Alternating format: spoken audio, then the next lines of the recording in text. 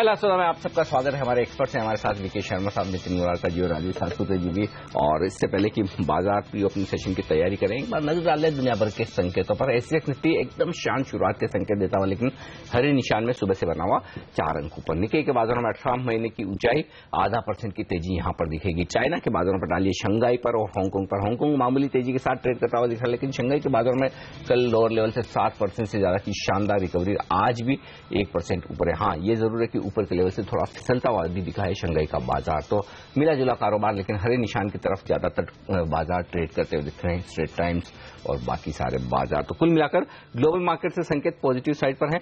नजर डालेंगे हम रुपए की चाल पर भी। कल हमने देखा रुपए में थोड़ी सी कमजोरी आती हुई दिखी, 63.58, 6-7 पैसे की कमजोरी के साथ रुपया उन लेवल्स के आसपास बंद होता हुआ नजर आया था। तो आज देखेंगे करेंसी मार्केट में किस तरह के संकेत दिखते हैं, खासतौर से तब जबकि कल डॉलर मजबूत होता दिखा है दूसरी करेंसीज के मुकाबले में। अमेरिकी बाजार में देखिए हरे निशान के साथ क्लोजिंग होती हुई दिखी है उतार चढ़ाव के बीच। तो ये संकेत है दुनिया भर के बाजारों से, करेंसी मार्केट से।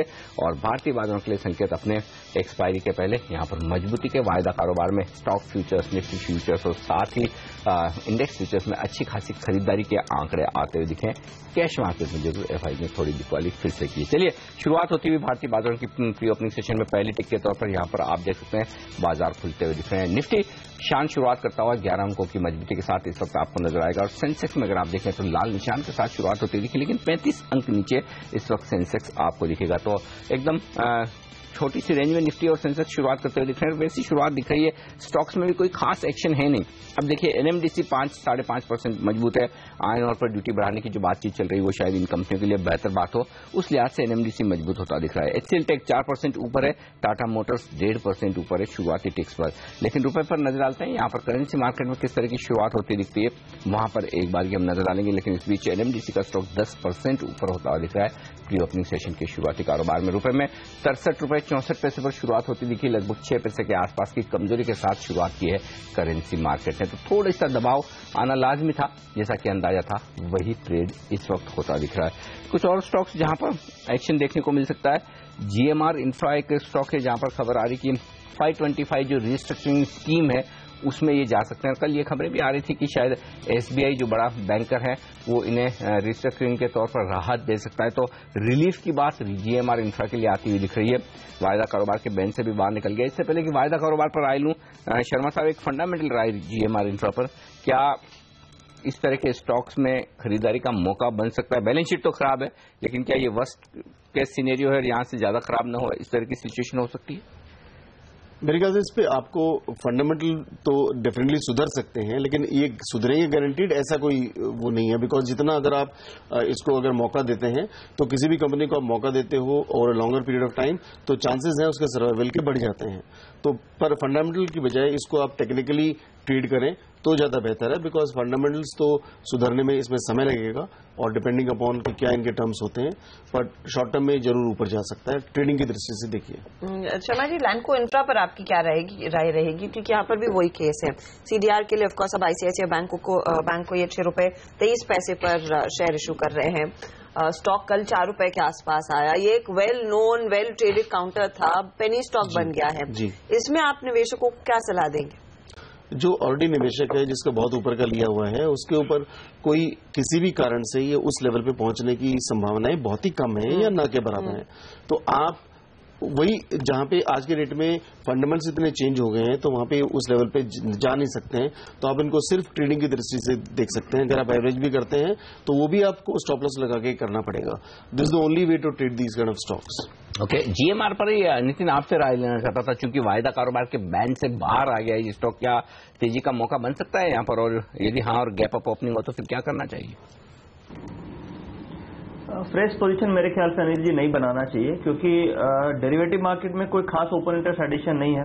कल 1.6% ओपन इंटरेस्ट एडिशन है combined current month and next month, और अगर लास्ट 4-5 दिनों में दोनों मंथ का आप देखेंगे तो 6% एडिशन है। तो बहुत ज्यादा एडिशन नहीं है, ऑलरेडी 3-4 दिनों में बाउंस बैक भी आ चुका है। तो मुझे लगता है नहीं है कि यहाँ पे फ्रेश पोजीशन लॉन्ग बनाना चाहिए। लॉट साइज भी काफी बड़ा है इसका, तो रिस्की ट्रेड हो सकता है। बट 2-3 स्टॉक है जिसमें मुझे लग रहा है कि पोजीशन बनाई जा सकती है मार्केट खुलने के बाद। उसमें एक तो सीमेंस है, इसमें हम लोग 3% का ओपन इंटरेस्ट बिल्डअप देखा है और एक चार्ट स्ट्रक्चर काफी पॉजिटिव है। दूसरा, सीमेंट सेक्टर पे आज ध्यान रखना चाहिए क्योंकि कल के दिन में सारे के सारे सीमेंट स्टॉक पॉजिटिव थे और सब में open interest current month and next month को मिलाकर के पॉजिटिव था। तो हो सकता है आज और कल में सीमेंट सेक्टर में पॉजिटिव मोमेंटम दे सकता है। उसमें टॉप पिक आपकी अल्ट्राटेक सीमेंट हो सकती है क्योंकि उसमें सबसे ज्यादा ओपन इंटरेस्ट एडिशन कल के दिन में कंबाइंड दोनों मंथ का मिलाकर के हुआ है। और तीसरा, ऑयल एंड गैस से मुझे लगता है ऑयल जो नया OIL जो नया FNO में लिस्ट हुआ है उसमें 23% के आसपास का ओपन इंटरेस्ट एडिशन है। चार्ट स्ट्रक्चर काफी पॉजिटिव है। तो ये 3 स्टॉक्स पे आप फोकस कर सकते हैं, सीमेंस, अल्ट्राटेक सीमेंट और ऑयल।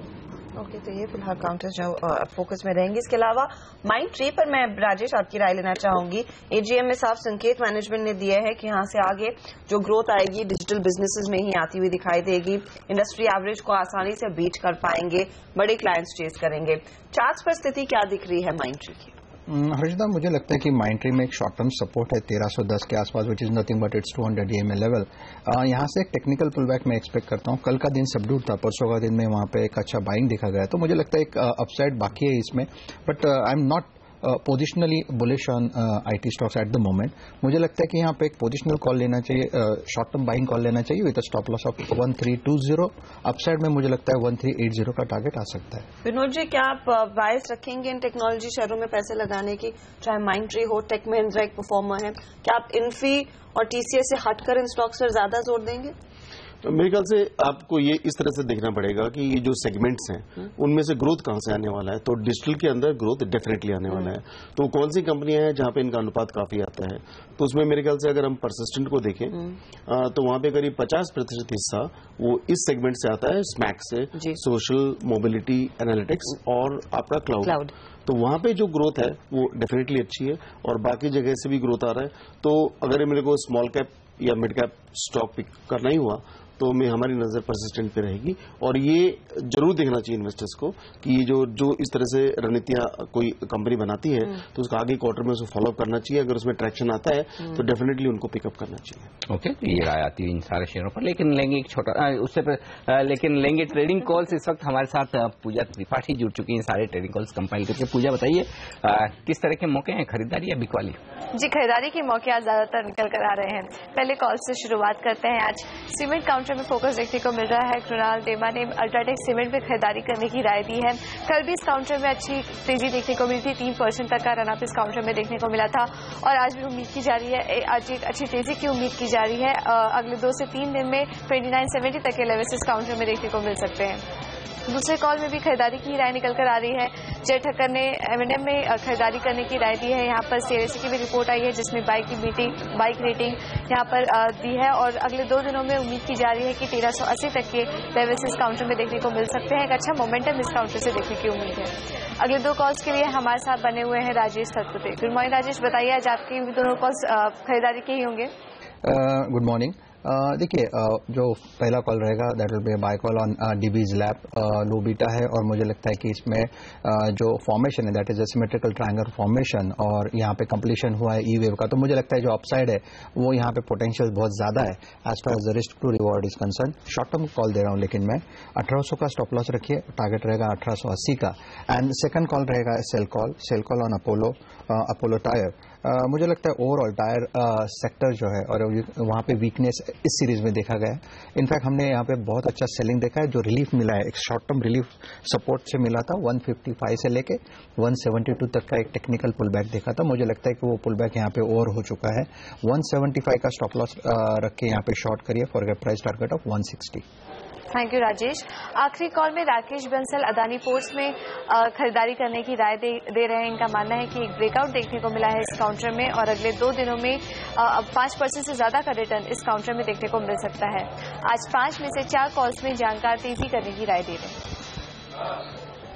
तो ये तमाम स्टॉक्स जिस पर फोकस किया जाए। इनफैक्ट अदानी पोर्ट की मैं बात करूंगी। अदानी एंटरप्राइजेस पर जो एक डेवलपमेंट आ रही है कि इनकी जो कार्माइकल वाली माइन थी वहां पर काम बंद हो गया है। क्या इम्पैक्ट रहेगा अदानी एंटरप्राइजेस पर? इनका जो कोल माइन प्रोजेक्ट था ऑस्ट्रेलिया में उसको लेकर काफी ज्यादा विवाद एक तो था, इससे कुछ इम्पैक्ट रहेगा अदानी एंटरप्राइजेस जो प्राइमरीली एक होल्डिंग कंपनी है? ये देखते हुए कि ये जो स्टॉक है पहले इतना बिकॉज ऑफ बाकी बिजनेस अलग हो गए हैं तो गिरा हुआ है स्टॉक, और यहाँ पे इम्पैक्ट तो पड़ेगा, नेगेटिव पड़ेगा, लेकिन इस वक्त कोई बहुत ज्यादा बारीकी से इस समाचार को देखेगा नहीं, बिकॉज वो कोई परमानेंट चीज नहीं है। लेकिन यहाँ पर स्पेकुलेशन यही है कि शायद इसको कम्प्लीटली स्क्रैप कर दें। जी, तो अगर वो स्क्रैप होता है तो उसमें जो दिक्कतें आएंगी उन बैंकों को आएंगी जिन्होंने उनको फंड किया था।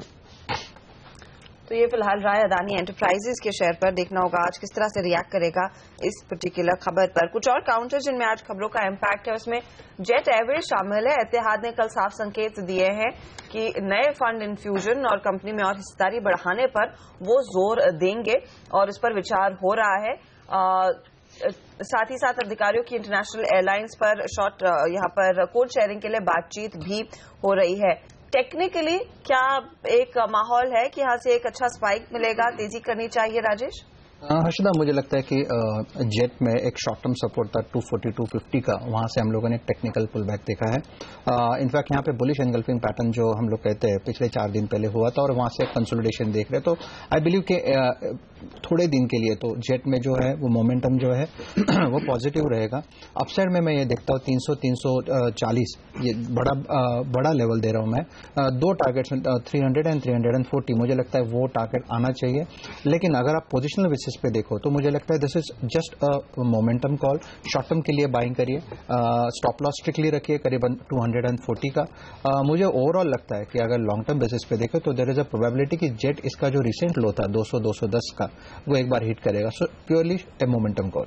सिप्ला, लुपिन या कोई फार्मा स्टॉक जो आपके रडार पर है नितिन ट्रेड करने के लिहाज से? लुपिन लगातार कमजोर हो रहा है सेंसेक्स में आने के बाद से।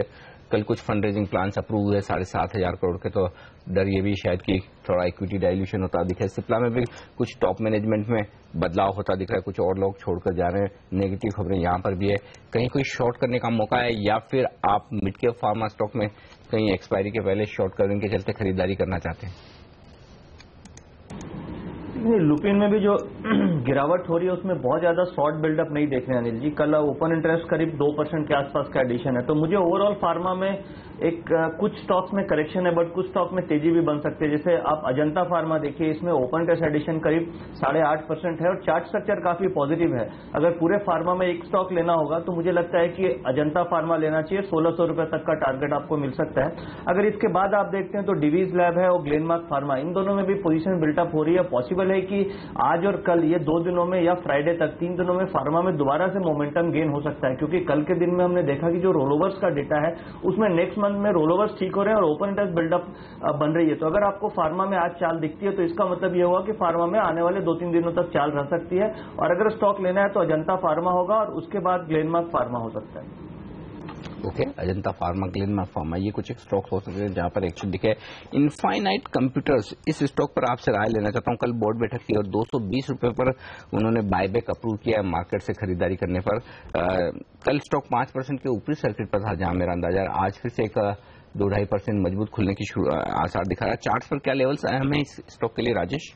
अनिल जी, इसमें फर्स्ट ऑफ ऑल जो लॉन्ग टर्म सपोर्ट था वो करीबन 136 के आसपास था। वहां से हम लोगों ने एक टेक्निकल पुल बैक है, रिलीफ रैली हम देख रहे हैं। ओवरऑल चार्ट इतना स्ट्रांग नहीं है as far as the position in the chart is concern, लेकिन on a short term basis you can say जब तक 160 का लेवल होल्ड करेगा तब तक इसमें जो ट्रैक्शन है वो जो बायस है वो पॉजिटिव रहेगा। अपसाइड में इसको एक ब्रेकआउट की जरूरत है 165-166 लेवल। अगर ये लेवल निकाल दे तो हम लोग इसमें जो नेक्स्ट टारगेट देखेंगे 195 का। तो मुझे लगता है एक मोमेंटम कॉल है। स्टॉप लॉस के साथ करिए, 150 का एक स्ट्रिक्ट स्टॉप लॉस रखिए और ट्रेड करिए। ओके, ये है फिलहाल राय इस स्टॉक पर। लेकिन फोकस में कुछ फार्मा कंपनियां रहेंगी, खासतौर से तमाम वो बल्क ड्रग मैन्युफैक्चरर्स। कैबिनेट आज बल्क ड्रग पॉलिसी को मंजूरी दे सकती है, ये एक बड़ी डेवलपमेंट आती हुई दिखाई देगी और इन बड़ी कंपनियों को बड़ी राहत मिलने की उम्मीद है। लक्ष्मण रॉय हमारे दिल्ली ब्यूरो चीफ लाइन पर जुड़ रहे हैं। लक्ष्मण, क्या अपडेट है आपके पास? देखिए, हमें जो सूत्रों से जानकारी मिली है उसके मुताबिक कैबिनेट जो अब से कुछ देर बाद शुरू होने जा रही है उसमें सरकार बल्क ड्रग पॉलिसी को मंजूरी दे सकती है। बल्क ड्रग पॉलिसी दरअसल मेक इन इंडिया प्रोग्राम के तहत ही बनाई गई थी और इसका मकसद यह है कि बल्क ड्रग जो हम लोग इंपोर्ट करते हैं उस इंपोर्ट पर निर्भरता खत्म की जाए। बल्क ड्रग वो ड्रग होते हैं जो दवा बनाने में कच्चे माल के तौर पर इस्तेमाल किया जाता है। अभी हम करीब 80% कच्चा माल इंपोर्ट करते हैं और 90% इसका हिस्सा चाइना से इंपोर्ट होता है। और कुछ कंपनियां हैं जैसे ल्यूपिन है, डॉक्टर रेड्डी है, सन फार्मा, ये लोग बनाते तो हैं बल्क ड्रग, लेकिन सिर्फ कैप्टिव यूज के लिए यानी अपने इस्तेमाल के लिए बनाती हैं। तो सरकार चाहती है कि देश में ही बल्क ड्रग बने और इसके लिए इस पॉलिसी को मंजूरी दी जा रही है। इसमें खास प्रावधान ये है कि इसके लिए स्पेशल पार्क बनाया जाएगा और इस स्पेशल पार्क में जो भी कंपनियां अपना निवेश करेंगी उनको 15 साल तक के लिए टैक्स हॉलिडे मिलेगा, यानी एक्साइज ड्यूटी समेत जो इनडायरेक्ट टैक्सेस हैं उनमें एक बड़ी रियायत मिलेगी 15 साल तक। 10 साल तक उनको इनकम टैक्स में भी रियायत दी जाएगी। सॉफ्ट लोन दिया जाएगा यानी सस्ते ब्याज दरों पर इनको लोन मुहैया कराया जाएगा। इसके अलावा यहाँ पे इनको जो इलेक्ट्रिसिटी की जरूरत पड़ेगी, कोल की जरूरत पड़ेगी या फिर बिजली की जरूरत पड़ेगी वो भी इन्हें सस्ते में मुहैया कराया जाएगा ताकि ज्यादा इंडस्ट्री यहाँ पे निवेश करने का आकर्षित हो। सरकार का लक्ष्य है कि शुरू में 5,000 करोड़ रुपए का निवेश इस सेक्टर में आएगा ताकि यहाँ के फार्मा सेक्टर को और ज्यादा मदद मिल सके। तो एक बड़ी खबर है, फार्मा सेक्टर के लिए बड़ी राहत मिल सकती है इस फैसले के आने के बाद। बिल्कुल, तो ये सारे स्टॉक्स आज फार्मा शेयर रहेंगे रडार पर, जहां पर आज इन खबरों के दम पर एक्शन देखने को मिल सकता है। लेकिन फिलहाल भारतीय बाजारों के खुलने की तैयारी और इंटरेस्टिंग शुरुआत होती दिख रही है बाजारों की। जो लेवल से प्री ओपनिंग सेशन पे कल के हाईस के आसपास 8,400 के लेवल पर इस वक्त प्री ओपनिंग सेशन में दिख रहा है आपको निफ्टी 17 अंकों की मजबूती के साथ। तो एसजीएक्स निफ्टी के मुकाबले हम ज्यादा बेहतर, ज्यादा मजबूत खुल सकते हैं, ये संकेत आता हुआ दिख रहा है। 50 अंक ऊपर खुल सकता है सेंसेक्स, ये संकेत आते हुए दिख रहे हैं। तो जो कल हमने हाई बनाया था 8398, ठीक उसी लेवल पर इस वक्त निफ्टी आपको दिखा है 8399 पर प्री ओपनिंग सेशन में। तो देखना होगा क्या प्री ओपनिंग सेशन में उतनी मजबूत शुरुआत होती या फिर कल की तरह क्या बाजार वोलेटाइल आपको होते हुए दिखते हैं प्री ओपनिंग सेशन के बाद जो कंटिन्यूस सेशन होता है। पहली टिक आपकी स्क्रीन पर आने की तैयारी में सेंसेक्स और निफ्टी पर इस वक्त शुरुआत होते दिखी। 70 अंक ऊपर शुरुआत की है सेंसेक्स ने और निफ्टी ने 16 अंक ऊपर शुरुआत की। तो मजबूत शुरुआत और कल के हाईस पर पहुंचता हुआ निफ्टी इस वक्त। और आप देख सकते हैं निफ्टी में इस वक्त 8,400 के बेहद करीब कारोबार होता हुआ दिखा है। 8399.85 यानी कि 8,400 लगभग आप मान लें वो एक आंकड़ा छुआ है निफ्टी ने आज सुबह पहले टिक पर। 55 अंक ऊपर है सेंसेक्स और 12 अंक ऊपर निफ्टी आपको नजर आएगा।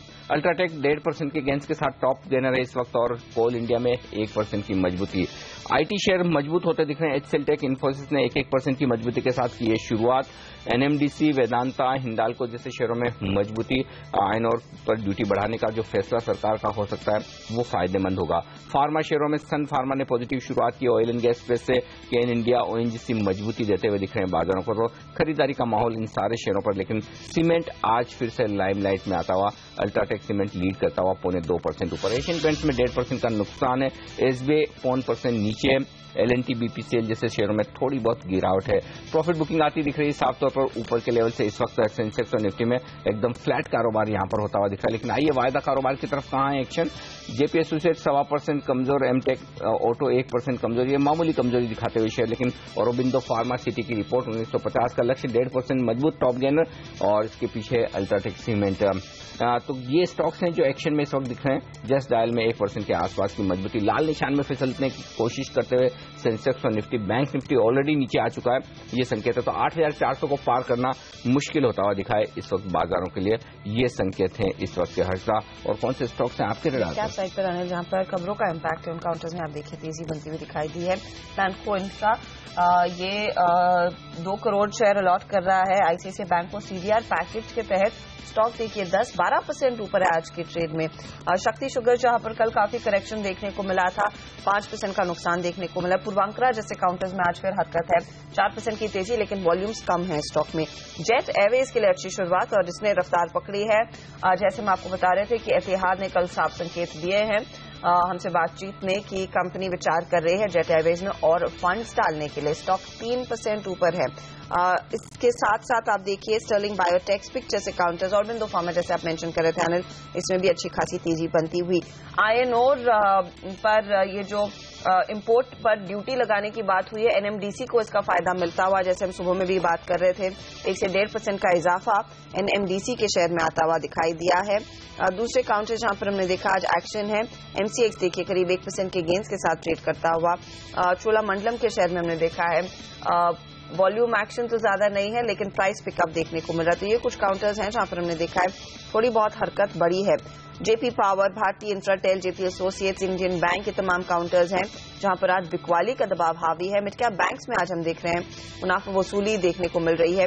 इंडियन बैंक हो, यूनियन बैंक जैसे काउंटर्स ये कुछ लड़खड़ाए हैं आज के सत्र में, हल्की मुनाफा वसूली आती हुई। माइंड ट्री आपके लिए हाजिर करेंगे, स्टॉक बहुत ही मॉडेस्ट गेन्स दिखा रहा है, ज्यादा कुछ हरकत नहीं देखने को मिली है, एकदम फ्लैट कारोबार आज के दिन देखा गया है। तो ये कुछ काउंटर्स हैं जहां पर हमने देखा है एक्शन है, लेकिन रनअवे मूव्स आप लैंडको के अलावा कहीं ज्यादा देख नहीं रहे। इंटरेस्टिंग स्पिनर्स यहाँ पर कल एचडीएफसी म्यूचुअल फंड ने खरीदारी की थी, लेकिन स्टॉक 5% नीचे आपको नजर आएगा इस वक्त, तो कमजोर होता हुआ दिखाई ये स्टॉक। और सन टीवी में 3% का नुकसान आज फिर से होता हुआ दिखा है। तो ये दो स्टॉक है जो कमजोरी की तरफ एक्शन में है, लेकिन बाकी स्टॉक्स ज्यादातर मजबूती की तरफ इशारा करते हुए। जेट एयरवेज अब 3-3.25% मजबूत आपको नजर आएगा। V2 रिटेल कल ऊपर के सर्किट पर बंद होता हुआ दिखा था, आज फिर से 4% के आसपास की मजबूती यहाँ पर है। रिलैक्सो फुटवेयर यहाँ पर भी कुछ फंड्स की खरीदारी के चलते कुछ खबर आई थी और उसके बाद स्टॉक में 2-2.5% के आसपास की मजबूती आज बनती हुई दिख रही। तो ये स्टॉक्स हैं जो एक्शन में। बाजार मुश्किल से हरे निशान में 10 अंक ऊपर सेंसेक्स और 3 अंक ऊपर निफ्टी है। ज्यादा कोई खास रुझान नहीं है तेजी और मंदी दोनों ही तरफ। और अगर आज आप निफ्टी की रेंज इस वक्त देखें तो ऊपर में हमने 8399.85 यूं कह सकते कि 8400 को छुआ है, नीचे की तरफ 8375 को। तो कुल मिलाकर टाइट रेंज में बाजार थोड़ा सा ऊपर नीचे होते हुए दिख रहे हैं डायरेक्शन की तलाश में। 550 स्टॉक इस वक्त पॉजिटिव नजर आएंगे और कमजोरी के लिहाज से 340 शेयरों में इस वक्त आपको रुझान दिखेगा। फ्लैट है बाजार और ऐसे में बड़ा सवाल है कि अगर लॉन्ग पोजीशन बनानी हो तो फिर इस वक्त निफ्टी पर करेंगे ट्रेड या फिर बैंक निफ्टी? नितिन ठीक है जी, अगर निफ्टी यहाँ पे सबसे बड़ी बात है कि अगर वीकनेस नहीं है तो स्टॉक स्पेसिफिक मूवमेंट काफी अच्छी मिलेगी, जैसे कई सारे स्टॉक्स आज चल रहे हैं। तो मुझे लगता है आज और कल अगर आप स्टॉक स्पेसिफिक करेंगे तो अच्छा मुनाफा हो सकता है। अगर केवल मुझे निफ्टी में ट्रेड करना हो तो 833040 is the big support area, तो मुझे लगता है वो उसका स्टॉप लॉस अगर आप रख सकते हैं तो इस लेवल पे बाई करना चाहिए। और पॉसिबल है कि 8450 8470 तक का टारगेट आपको कल तक मिल सकता है। ओके, ये फिलहाल रहा है निफ्टी के लिए 8400 का टारगेट कल तक आने की संभावना। लेकिन स्टॉक्स जहां पर हम देख रहे हैं मैक्सिमम गेन्स बने हैं और जैसे नितिन पहले भी कह रहे थे कि आज फिर से सीमेंट कंपनियों में तेजी रहेगी। अल्ट्राटेक, ग्रासिम जैसे काउंटर्स है जो आउट परफॉर्म कर रहे हैं। मॉनसून सीजन में इन स्टॉक्स में बिल्कुल एक्शन नहीं रहता है। शर्मा जी, थोड़ा बहुत अगेंस्ट द ट्रेंड है या फिर काफी सस्ते दिख रहे हैं तो यहाँ लोग अहेड ऑफ द कर्व खरीदारी कर रहे हैं?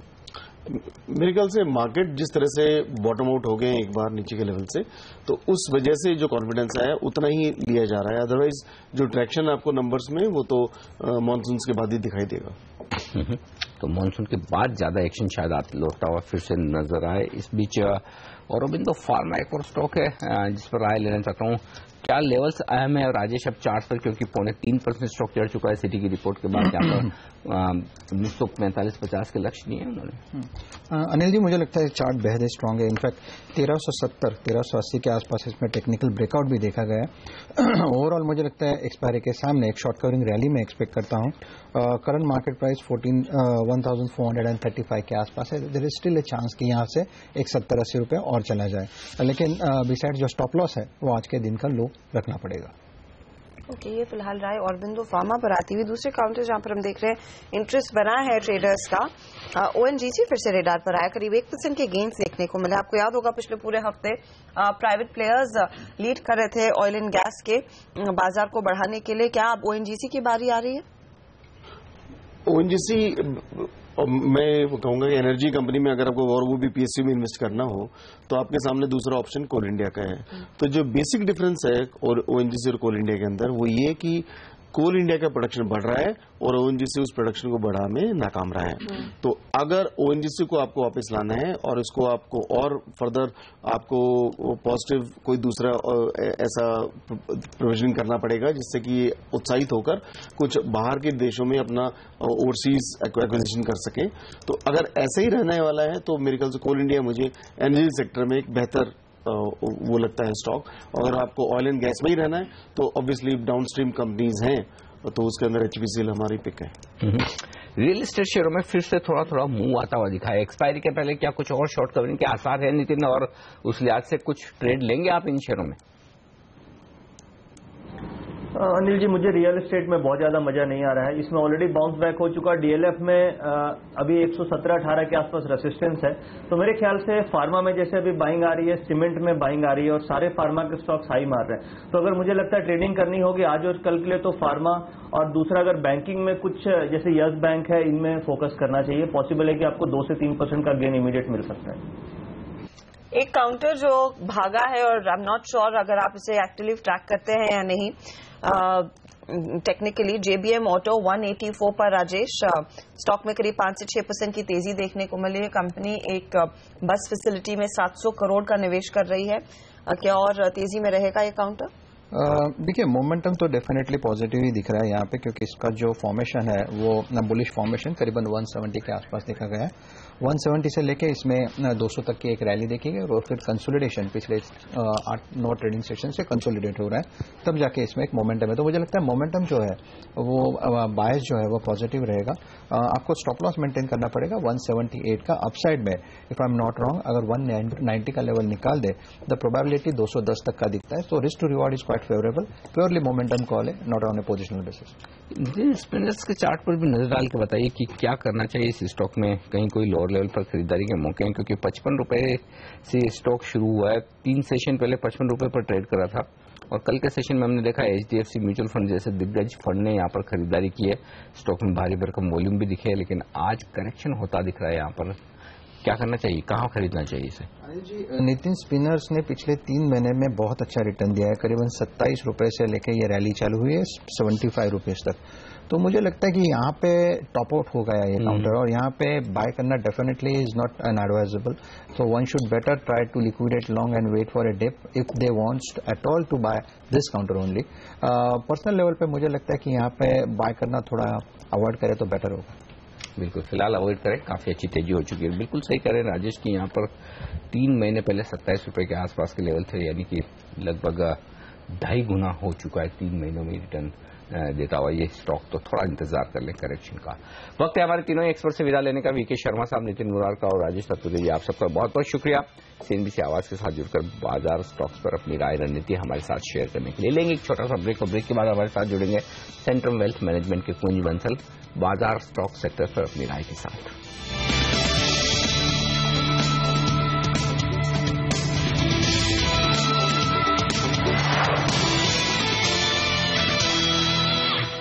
पीएनबी लगभग 1% नीचे, बैंक ऑफ बड़ौदा में भी 1% तक का नुकसान देखने को मिला है।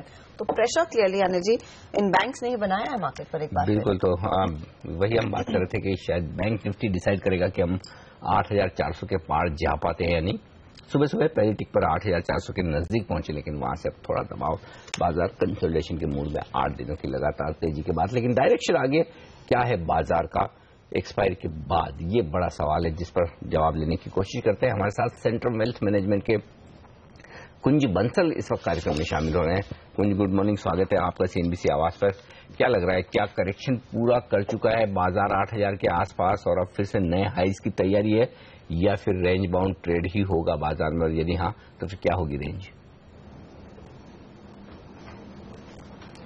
तो शॉर्ट टर्म में हमेशा बाजार को प्रेडिक्ट कर पाना मुश्किल होता है, और जब एक सर्टेन एक्सपेक्टेशन सारे लोगों के कंसेंसस बन जाते हैं कि बाजार नीचे जाएगा, तो बाजार की आदत है कि हमेशा सरप्राइज दे देता है।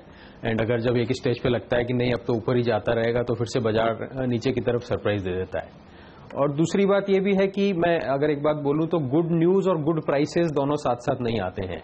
तो यही अगर हम 10 दिन पहले जाएं, 8 ट्रेडिंग सेशंस सैटरडे संडे मिला के जाएं, जब निफ्टी 7,900 8,000 पे ट्रेड कर रहा था, तो एक चारों तरफ मंदी का सा वातावरण फैला हुआ था कि नहीं मॉनसून नॉर्मल नहीं आएगा। उस टाइम में यूएस फेड का डिसीजन नहीं आया था, तो वो शायद इंटरेस्ट रेट हाइक कर देंगे और क्वार्टरली रिजल्ट्स अच्छे नहीं आ रहे हैं। अब सडनली जब बाजार ऊपर चल गया है और कुछ तो थोड़ा सा मॉनसून में भी प्रोग्रेस हुआ है, यूएस फेड का डिसीजन भी आ गया है, उसमें उन्होंने इंटरेस्ट रेट हाइक को पोस्टपोन कर दिया है। पर मुझे लगता है फिर भी, जैसा मैंने कहा, हालांकि शॉर्ट टर्म पे कॉल लेना मुश्किल होता है, पर फिर भी अगर मुझे कॉल लेना हो तो एक तो आज मंगलवार है, परसों बृहस्पतिवार को डेरिवेटिव्स का एक्सपायरी है, तो मुझे लगता है अब से परसों के बीच में थोड़ा सा मार्केट एक टॉप आउट थोड़ा सा टाइम बिंग रह सकता है और थोड़ी सी वॉलेटिलिटी या करेक्शन फिर से दे सकता है। तो बहुत शॉर्ट टर्म ट्रेडर्स के लिए ये व्यू रहेगा और उनको उस हिसाब से मार्केट को ट्रेड करना चाहिए। और जैसा हमेशा कहते हैं कि मीडियम और लॉन्ग टर्म इन्वेस्टर्स के लिए तो अच्छे भाव मिल रहे हैं, पहले भी मिल रहे थे जब बाजार और नीचे था, और अभी भी कोई बहुत ज्यादा नहीं बढ़ गया है, तो उनको जहां जहां कंफर्ट है वहां भी मीडियम टर्म के लिए खरीदारी की जा सकती है। कुंज, जैसे हम चर्चा कर रहे थे कि बैंकिंग काउंटर्स लीडरशिप दिखा रहे हैं और ये हमेशा रहा है, पहले भी हमने नोटिस किया बाजार जब तेजी में रहता है तो बैंक्स लीड कर रहे हैं। आज बाजार को अगर नीचे खींचा है तो बैंकिंग काउंटर्स ने ही खींचा है।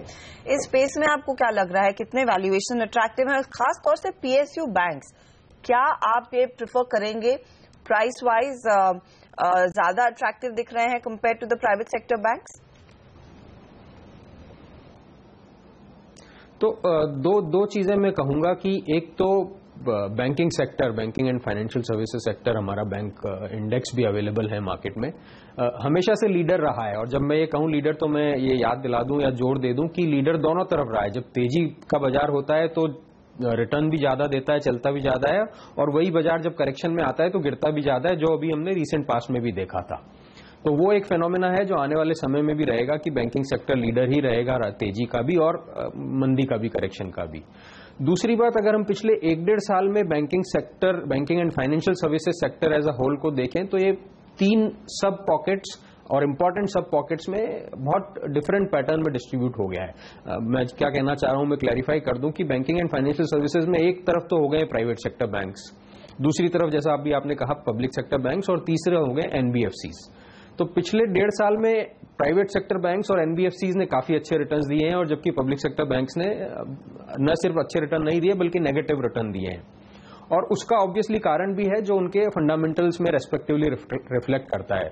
प्राइवेट सेक्टर बैंक्स और एनबीएफसीज अच्छा रिजल्ट देते रहे हैं, अच्छी ग्रोथ, अच्छी प्रॉफिटेबिलिटी और कंट्रोल्ड एनपीए देते रहे, जबकि पब्लिक सेक्टर बैंक्स में हमने देखा है कि एनपीए की समस्या हर क्वार्टर पे, पिछले 2 या 3 क्वार्टर का हम विश्लेषण करें और थोड़ा सा हम पीछे जाएं तो हर क्वार्टर पे ये लगा कि नहीं शायद अब एनपीए इस क्वार्टर में पीक आउट हो गए, बट अगले क्वार्टर में उससे ज्यादा आए हैं। तो मुझे लगता है वो एक समस्या अभी भी है, हालांकि उसी वजह से वैल्यूएशन काफी अट्रैक्टिव हो गया है। तो एक आर्ग्यूमेंट ले सकते हैं कि प्राइस टू बुक 0.4-0.5 टाइम्स मिल रहा है, पर उसका दूसरा काउंटर फिर से ये आ जाता है कि जो बुक वैल्यू दिख रही है वो एग्जिस्ट करती है क्या? क्या अगर एनपीए फिर से ज्यादा आ गए तो बुक वैल्यू फिर से थोड़ी सी नीचे आ जाएगी क्या? और दूसरा, अगर हम फंडामेंटल कंपैरिजन करें तो रिटर्न ऑन एसेट्स जो एक पैरामीटर है बैंकिंग सेक्टर को देखने का, वो पब्लिक सेक्टर बैंक्स में 1% से नीचे है, और जबकि वही प्राइवेट सेक्टर बैंक्स में, मोटा मोटी मैं बता रहा हूं, कुछ स्टॉक्स इधर उधर, कुछ कंपनीज के नंबर्स इधर उधर हो सकते हैं, प्राइवेट सेक्टर बैंक्स में 1 से ऊपर है। तो इसलिए उतना रेस्पेक्टिव वैल्यूएशन गैप रहना ठीक भी है। तो मेरा नेट ये है व्यू कि अभी भी पब्लिक सेक्टर बैंक्स में या तो कोई बहुत लंबा कॉन्ट्रारियन कॉल ले, उसी को इन्वेस्ट करना चाहिए, नहीं तो मुझे नहीं लगता कि ऐसी कोई immediate return opportunity public sector banks में है। लेकिन क्या फिर इकोनॉमी से जुड़े दूसरे जो सेक्टर्स है जहां पर रिवाइवल की वजह से एक तेजी बन सकती है, क्या वहां पर आपको मौके दिखते हैं निवेश करने के? Cement, infrastructure, capital goods? तो मैं 1-2 स्टॉक के भी बारे में बता सकता हूं, ताकि एक मैं जो बोल रहा हूं क्लैरिटी हो जाए। और दूसरा, उसके पहले आपका प्रश्न लेते हुए मैं थोड़ी सी एक बात ये कहूं कि जो अभी मार्च क्वार्टर का नंबर्स खत्म हुए तब तो ऑफकोर्स हम जून में आ गए, और बहुत जल्द हमको जून के भी नंबर्स मिलने लगेंगे। तो मार्च क्वार्टर के नंबर्स में हालांकि एक ओवरऑल, मैं उस नेगेटिविटी यूज करूं वो ठीक नहीं है मेरे व्यू में, तो बट बना हुआ है कि नहीं नंबर्स अच्छे नहीं थे। नंबर्स अच्छे नहीं थे, वहां मैं क्लैरिफाई कर दूं कि ग्रोथ थी, पर ग्रोथ कम थी। एक एवरेज बेसिस पे अगर हम लें तो सिंगल डिजिट में ग्रोथ थी, जबकि हमको पहले डबल डिजिट में ग्रोथ की आदत एक रही है, पर ये नेगेटिव ग्रोथ नहीं थी। तो वो क्लैरिफाई करते हुए अगर उसको थोड़ा सा और डिटेल में विश्लेषण करें तो हमने मार्च क्वार्टर के नंबर्स को बहुत डिटेल में देखा है। बहुत स्पेसिफिक पॉकेट्स ऐसी हैं जहां रिजल्ट अच्छे रहे हैं, और मैं एग्जांपल दूं तो रोड सेक्टर कंपनीज के रिजल्ट्स बहुत अच्छे रहे हैं।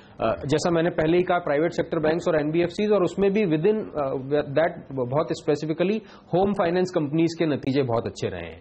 तो ऐसी कुछ पॉकेट्स हैं, तो उन्हीं में से मैं एक दो स्टॉक अगर आपको बताऊं तो जैसा हम एनबीएफसीज की बात कर रहे थे, तो पीटीसी फाइनेंशियल सर्विसेज एक कंपनी है जो अभी 43-44 या शायद 45-46 रुपए पे भी चल रहा है। पीक में 5-6 महीने पहले करीब 75 रुपए तक गया था, वहां से अच्छा करेक्शन दे दिया है।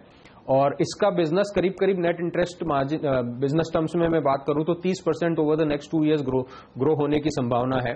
जैसा मैं पहले बता रहा था, return on asset private sector banks और पब्लिक सेक्टर बैंक्स के इसका रिटर्न ऑन एसेट उनके 1-1.5 रेशो के कंपैरिजन में करीब करीब 3.5% रहने की संभावना है, और अभी attractive price to book of 1.3 पे मिल रहा है। तो ये मुझे लगता है एक बहुत अच्छी इन्वेस्टमेंट अपॉर्चुनिटी है। सिमिलरली आपने जैसे सीमेंट का नाम लिया, तो all the on an overall basis cement sector के नंबर्स वीक रहे थे, बट एक स्टॉक है जेके सीमेंट, और मैं जेके सीमेंट इसलिए बोल रहा हूं क्योंकि उसमें ग्रे सीमेंट के अलावा 30% ऑफ रेवेन्यू व्हाइट सीमेंट से आता है, और व्हाइट सीमेंट से रेवेन्यू 30% आता है, पर प्रॉफिटेबिलिटी टर्म्स में 50 से 60% का उसका कंट्रीब्यूशन है। और व्हाइट सीमेंट एक ऐसा सब सेक्टर है जहां अभी भी ग्रोथ आ रही है। तो वो एक और स्टॉक है जो मुझे लगता है इन्वेस्टर्स को मीडियम टर्म इन्वेस्टमेंट अपॉर्चुनिटीज के हिसाब से देखना चाहिए।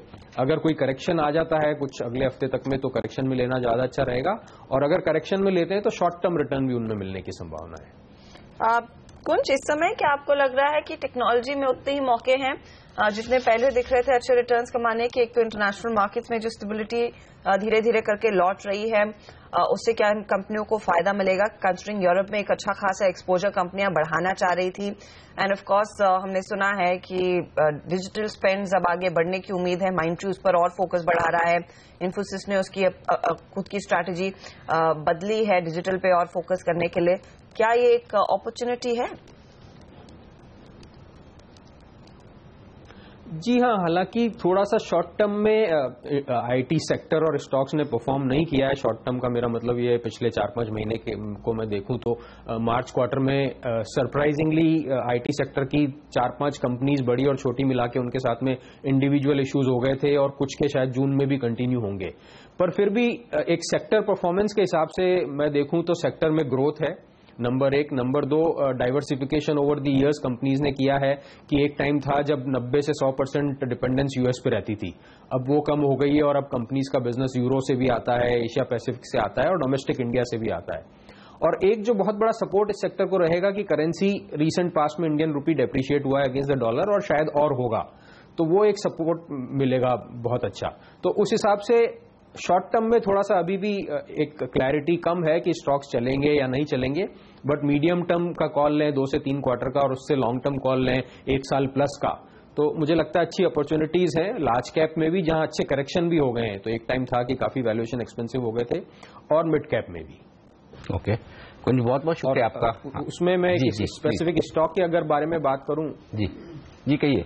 तो एक्सेलिया काले सिस्टम्स एक कंपनी है जो स्पेसिफिकली आईटी सर्विसेज नहीं है, बट आईटी प्रोडक्ट कंपनी है, एंड प्रोडक्ट कंपनी को वैल्यूएशन और बिजनेस और प्रॉफिटेबिलिटी वैसे भी सर्विसेज कंपनी से ज्यादा रहता है।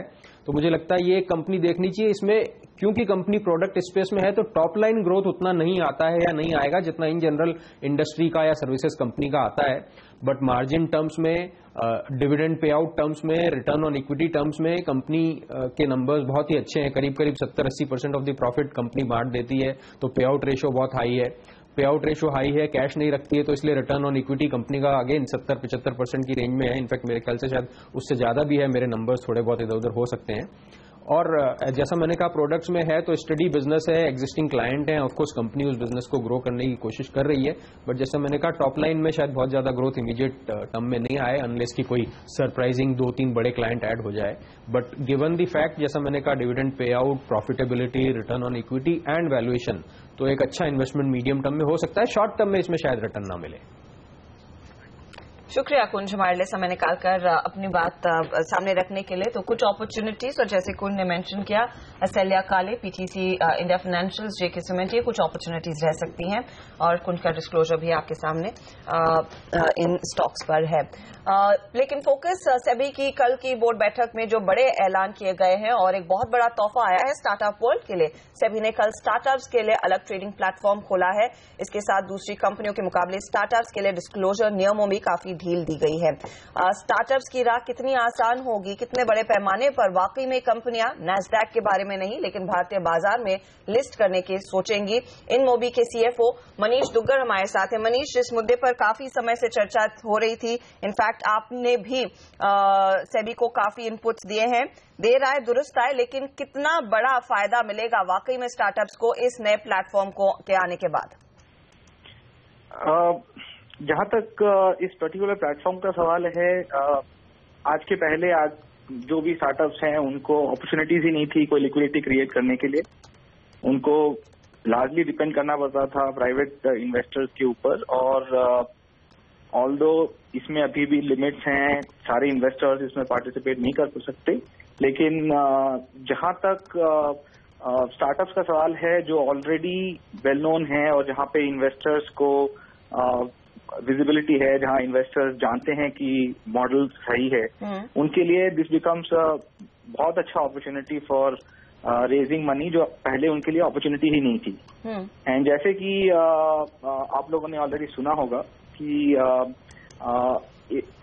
सिर्फ लिस्टिंग अरेंजमेंट्स और सिर्फ सेबी के ही तरफ से मतलब इनिशिएटिव्स नहीं ली जा रही, इनिशिएटिव्स सारे तरफ से आ रहे हैं। हमको मॉनेटरी पॉलिसीज में भी काफी इनपुट्स हम लोगों ने दिए हैं, मिनिस्ट्री ऑफ फाइनेंस और फिनमिन ने भी हम लोगों के इनपुट्स दिए हैं।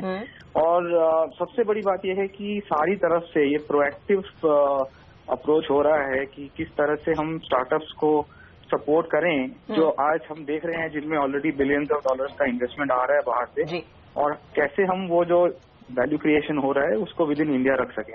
आपने जो एक बात की, जो ऑलरेडी एग्जिस्टिंग कंपनियां हैं उनके लिए एक बहुत बड़ा मौका है क्या, लेकिन ये प्लेटफॉर्म नैस्डैक की तुलना में एक बेटर प्लेटफॉर्म साबित होगा?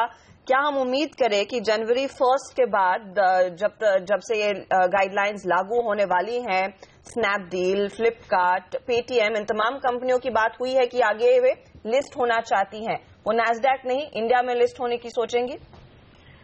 जैसा कि मैंने कहा कि ये एक बड़ा स्टेप है इन कंपनियों को मोटिवेट करने के लिए इंडिया में लिस्ट होने के लिए, लेकिन इसके अलावा भी कई फैक्टर्स हैं।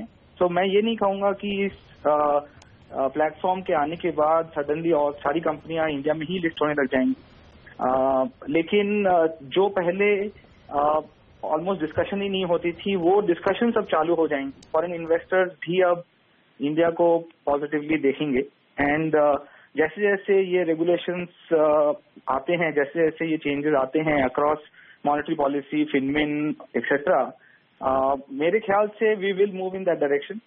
जो हमने इनपुट्स दिए थे सेबी को इस पर्टिकुलर प्लेटफॉर्म के लिए, उसको देने के पहले हमने इवैल्यूएट किया था कि किस तरह से नैस्डैक ने टेक कंपनीज को अट्रैक्ट किया है, and it has probably become the largest platform जिसपे टेक कंपनीज ट्रेड करती है यूएस में। और वो सारे इनपुट्स लेने के बाद ये फर्स्ट स्टेप लिया है सेबी ने, एंड मेरे ख्याल से उन्होंने काफी ऐसे स्टेप्स लिए हैं जो पहले मतलब सोचा भी नहीं जा सकता था। तो मेरे ख्याल से this is the right direction. मैं अभी एक्सपेक्ट नहीं करूंगा कि 1 महीने में या 2 महीने में जब ये लॉन्च होगा। एक स्पेसिफिक पॉइंट पर आपकी राय लेना चाहूंगी। एक जो गाइडलाइन साफ की है, जो नॉर्म सेबी ने सामने रखा है कि minimum 25% pre issue capital specially tech startups के लिए इंस्टीट्यूशनल इन्वेस्टर्स के साथ होना चाहिए। वहीं दूसरी startups which are not technology businesses, वहां पर मिनिमम इन्वेस्टमेंट इंस्टीट्यूशनल इन्वेस्टर्स का 50% होना चाहिए। ये डिस्क्रिशन क्यों है? हम लोग एक्चुअली जब ये डिसाइड कर रहे थे कि किस तरह से इस प्लेटफॉर्म को यूज किया जाए, उस समय बेसिक इंटेंशन ये था कि जो प्लेटफॉर्म हम जिसके लिए क्रिएट करना चाहते हैं इसका मिसयूज नहीं हो। एंड जब हमने देखा कि जो कंपनियां इस कैटेगरी में क्लियर निकलती हैं, उन कंपनीज में टेक कंपोनेंट बड़ा अगर है तो then it kind of qualifies, it kind of takes care of जो भी कंसर्न सेबी के थे जिसके कारण उन्होंने पहले रेगुलेशन निकाले थे। तो ये 25% और 50% अगेन मेरे ख्याल से ये फर्स्ट स्टेप है। जैसे जैसे इसका अडॉप्शन बढ़ेगा, जैसे जैसे हम एक्सपीरियंस करेंगे कि कंपनियां किस तरह से इसको यूज कर रही हैं, मेरे को उम्मीद है कि धीरे धीरे नॉर्म्स रिलैक्स होंगे and it eventually will become what Nasdaq is in the US. चलिए, तो शुरुआत अच्छी हुई है, कुछ और रिलैक्सेशन की जरूरत है। शुक्रिया मनीष जी आपका हमारे लिए वक्त निकालकर इन डेवलपमेंट्स पर अपनी राय देने के लिए। लेंगे एक ब्रेक और ब्रेक के बाद हमारे साथ जुड़ेंगे AQF एडवाइजर्स के नितिन रहेजा, लेंगे बाजार पर उनसे राय इस ब्रेक के बाद।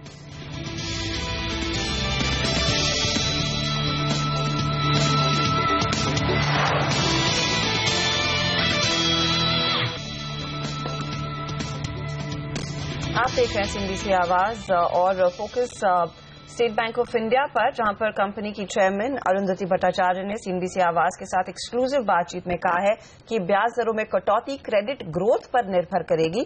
RBI ने जितना रेपो कट बढ़ाया है उन्होंने दरें उतनी नहीं बढ़ाई थी। 31 मार्च 2013 से RBI 75 बेसिस पॉइंट बढ़ा के 8% तक रिपो रेट पे ले गए। हम लोग खाली 30 बेसिस पॉइंट बढ़ा के उसको 10% पे लाए थे। तो जब ऊपर गया तब भी हम लोग जितना RBI ऊपर गया था उतना ऊपर गए नहीं थे। अभी जब RBI घटाए हैं, RBI 75 बेसिस पॉइंट घटाए हैं, हम भी जो जितना हम ऊपर गए थे 30 बेसिस पॉइंट वो घटा दिए। So we are back at the same platform. Now going forward how much more we can pass, it will depend on a number of things, but it will depend upon credit growth. We need to see credit growth coming back, and only when we see sufficient amount of credit growth and sufficient possibilities, at that point of time we can consider cutting rates further. तो ये राय आती है, लेकिन इस बीच हमारे साथ AQF advisers के नितिन रहेजा कार्यक्रम में शामिल हो रहे हैं। नितिन जी, स्वागत है आपका CNBC आवाज पर। जिस तरह का एक्शन दिखा है बाजार में, लोअर लेवल से एक बेहतरीन रिकवरी होती दिखी है निफ्टी में, क्या लगता है, क्या ये समझना ठीक है कि 8000 के आसपास बाजार बॉटम बना चुका है और फिर से तेजी का रुझान हो गया है, या अब भी हर अपसाइड पर थोड़ी मुश्किल आएगी? बाजार के डायरेक्शन को कैसे देख रहे हैं आप? देखिए, अगर थोड़ा सा लॉन्गर टर्म पर्सपेक्टिव लें, यानी अब नेक्स्ट 3-6 महीने का, तो हमको ऐसे लगता है कि बाजार अभी भी एक रेंज में है और वो रेंज में चलता रहेगा। और इसके कई कारण हैं, क्योंकि जो जितना बाजार में अप ट्रेंड आया था वो एक ऑप्टिमिज्म पे आया था, वो ऑप्टिमिज्म थोड़ी सी बिलाई होती लग रही है या थोड़ी सी बैक एंडेड होती लग रही है इन टर्म्स ऑफ, चाहे आप कॉर्पोरेट अर्निंग्स देखें या इकोनॉमिक रिकवरी देखें। तो वहां से एक बाजार में आप एक रियलिटी चेक देख रहे हैं, क्योंकि एक लेवल पे वैल्यूएशंस आपको फर्दर अपट्रेंड को वैल्यूएशन आपके फर्दर अपट्रेंड को रोक रहे हैं। तो इसके चलते हुए हमारा मानना ये है कि जब तक ये आपको टर्न अराउंड साइंस नहीं दिखेंगे कॉर्पोरेट अर्निंग्स में, जो कि हमारा मानना है कि नेक्स्ट 1-2 क्वार्टर में आपको दिखना शुरू हो जाएंगे, तब तक आपको बाजार एक रेंज में घूमता दिखेगा। वो रेंज मेरे हिसाब से 8000 और 9000 के बीच में कहीं भी हो सकता है। पर क्लियरली नीचे के लेवल पे, जैसे हमने 8000 के लेवल पे देखा कि थोड़ी सी न्यूज जैसे पॉजिटिव आई, वैल्यूएशंस काफी करेक्ट हो चुके थे, तो वहां पे एक वैल्यू बाइंग दिखाई पड़ी। तो वो सिलेक्टिवली आपको across the board individual stocks में वो आपको दिखाई पड़ेगा। ओके, लेकिन ऐसे में जब सेलेक्टिव खरीदारी करनी हो तो क्या फिर रेट सेंसिटिव स्टॉक्स मौका दे रहे हैं सब खरीदारी करने का, या आप थोड़ा इंतजार करना चाहेंगे? और जिस तरह से मॉनसून की प्रोग्रेस हुई, क्या आपको लगता है कि एक रेट कट की उम्मीद करना ठीक होगा अगली पॉलिसी में? मेरे हिसाब से अगली पॉलिसी का तो पता नहीं, पर मेरा मानना यह है कि एटलीस्ट ये ईयर एंड या कैलेंडर ईयर एंड के पहले आपको शायद एक और 25 बेसिस पॉइंट 0.25% रेट कट दिखाई पड़े। ऐसे में फिर नितिन, आप नहीं सोचते कि अगर थोड़ा अहेड ऑफ द कर्व रहना है, if not the August policy, उसके बाद अगर एक रेट कट की संभावना और बढ़ती है तो इंटरेस्ट सेंसिटिव्स में एक्सपोजर इस समय से लेना शुरू करें, या फिर क्लोजर टू द इवेंट ही यहाँ पर आप वो मूव लेंगे? वो इवेंट कब होगा किसी को पता नहीं, तो trying to time it closer to the event is हमेशा नोबडी गेट्स इट। तो and specially you can only do it अगर आप थोड़ा ट्रेडिंग करना चाहे बाजार में। पर मेरे हिसाब से फंडामेंटली आप देखें तो yes, I agree with you. जहाँ जहाँ पे आपको इंडिविजुअल स्टॉक्स में वैल्यू दिखाई पड़ रहा है, जो जो कंपनीज की बैलेंस शीट रोबस्ट है, आई थिंक वो कंपनीज में डेफिनेटली एक्सपोजर लेना चाहिए। क्योंकि मेरे हिसाब से जो फर्स्ट अप ट्रेंड आएगा मार्केट में या इकोनॉमी में, जिन जिन कंपनीज की बैलेंस शीट स्ट्रांग रही है, they will be able to capture that opportunity. Okay, defensive stocks पर राय लेना चाहता हूं मैं आपसे। क्या आपको लगता है कि अब यहां पर खरीदारी का मौका बन सकता है, खासतौर से फार्मा, आईटी, एफएमसीजी स्पेस में? और यदि हाँ तो किस तरह के स्टॉक्स आपको पसंद है जहां पर आप खरीदारी करना चाहेंगे? देखिए, इन हाई ग्रोथ इकोनॉमी, कहना कि ये सेक्टर डिफेंसिव है या is I don't know, but all sectors are in a growth mode. तो तो मेरे हिसाब से आईटी जो क्षेत्र है वो लॉन्ग टर्म के हिसाब से आप देखें तो हमको डेफिनेटली पसंद है वहां पे। लेकिन आप एक पूरा ओवरऑल सेक्टोरल व्यू नहीं ले सकते, क्योंकि हर एक कंपनी को एक इंडिविजुअल चैलेंज अपनी है जो वो ओवरकम करने की कोशिश कर रही है। तो मेरे हिसाब से स्टॉक स्पेसिफिक आईटी पे ध्यान दे सकते हैं। फार्मा मोस्ट डेफिनेटली, उसमें there are certain second tier pharma names which are looking interesting as such. On the FMCG pack, I think while it's a good sector जहाँ पे valuations are not convincing till we see growth. Nitin, फिर इस समय अगर आपने एक aggressive तेजी का कॉल लेना है, मैक्सिमम पैसा किस सेक्टर में आप रखना चाहेंगे?